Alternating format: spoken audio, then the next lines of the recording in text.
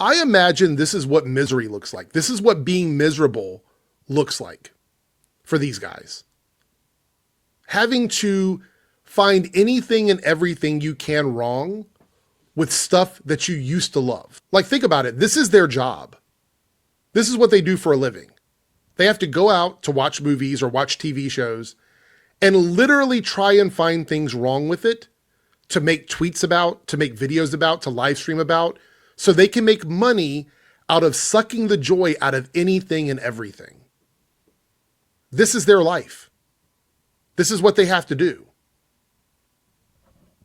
I'm not even really mad about this one. Like, this is one of those like confused times for me because it seems like this community is divided on what they're supposed to do with this.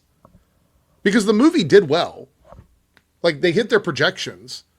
Rotten Tomatoes shows that fans and critics seem to like the movie. It got a good cinema score. It's gotten good word of mouth. People have been talking about it positively. But this is like seeing somebody at their lowest. Like, it's watching somebody for, like, I'll just paint a picture for you. Maybe they're selling meth. And this is their only choice. It's like, the only two things I can do is sell drugs or talk shit about popular movies. That's the only two options laid out before me. That's all I'm capable of doing in life. And then I'm going to write a book about it. That's where we are. Like, this kind of nonsense, like adjusted for inflation argument or stuff like that. This is when you know they are trying too hard. They're giving it away at this point. I just watched his review. He did his review of Superman. And at the very least, I can give him credit for what I presume he watched. Like, he actually watched it, seems like this time.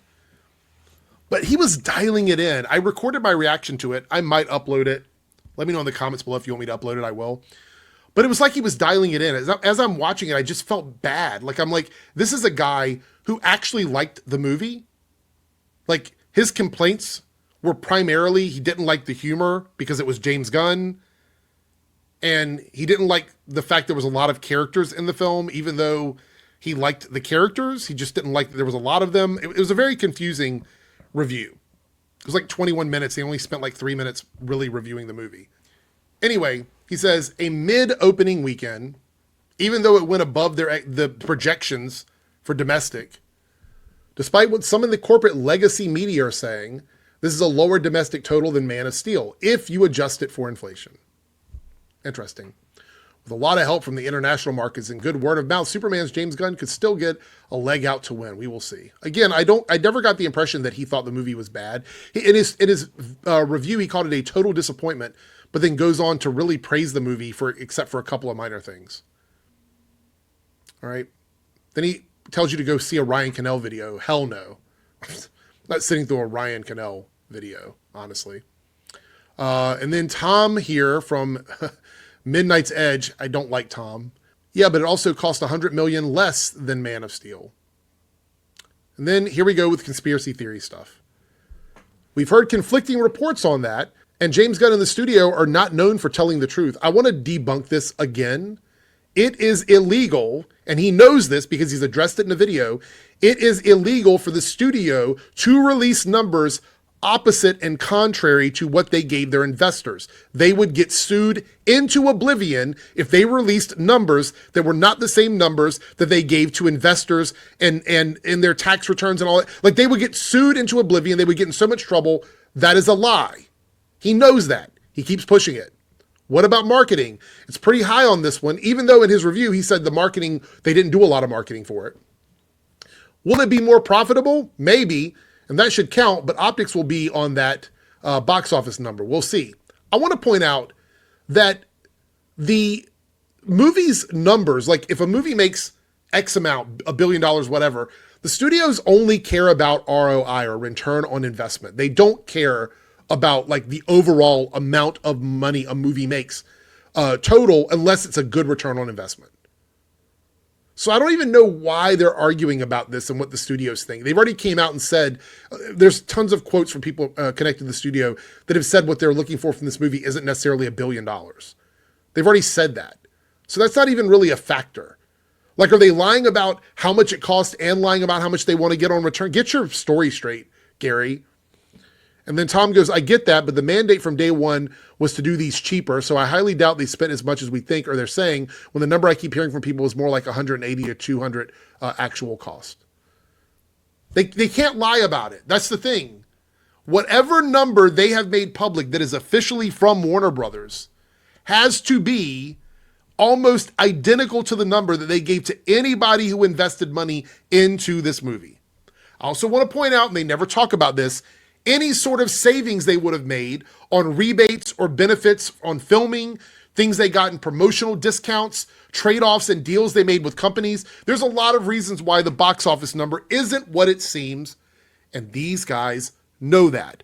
But they need to be miserable all the time. They need to suck the joy out of every single thing that people love. And they will not stop until every single person hates every single good thing that comes out. That is their standard. Because if they don't do that, they may not be able to pay their light bill, their car payment, their house bill. This is what I mean when I tell you guys that listening to these guys talk about this, it is not an unbiased thing from them. It's not even just their opinion. They have people working for them. They have teams working for them to make this content. They have employees that they have to pay. The money, like they say, the spice must flow. The money must flow. The money must flow for these guys. This is not Gary sitting in a studio by himself, like me and many of the other people that are speaking out against this. It's not him sitting in a studio by himself, doing all of his own editing, doing all of his own thumbnails, coming up with his titles, putting together all of his talking points, looking things up, finding video clips. No, Gary's not doing that. Maybe at one point he was. He's not doing that anymore. They are financially incentivized because they would go broke otherwise. They are financially incentivized to say woke or go broke. That is what they have to do. Everything has to be some sort of narrative they paint, or they don't make money. They know that talking positively about movies does not make nearly a fraction of the money that they make when they shit on something. This should not be a big surprise to anybody who's watched my videos or any videos where we talk about this. There's a money reason connected to why they say and do these things. So when they say them, you should always hold it up to the light to check. You should always pull out your magnifying glass to look, because there's always some other reason why they do it. They're not just saying this stuff because they believe it. That ship has sailed. Those days are gone.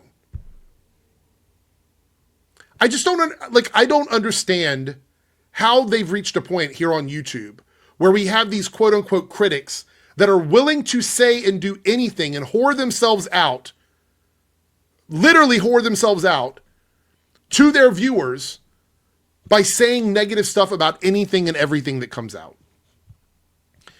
Again, I watched and reacted to his review. It's very clear to me that he was going through the motions in his review.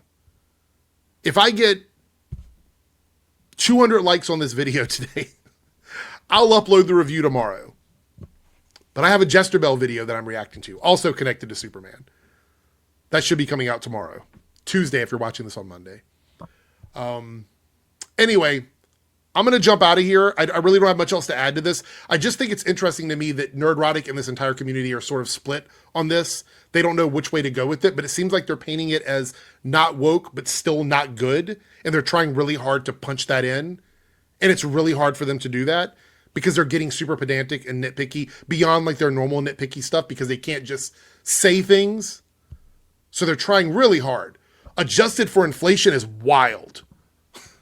That's your argument. I mean, if that's your argument, then there's movies from like 50 years ago adjusted for inflation are the highest selling movies of all time. That's not a metric that means anything to anybody in the industry. Just like, what are we doing here?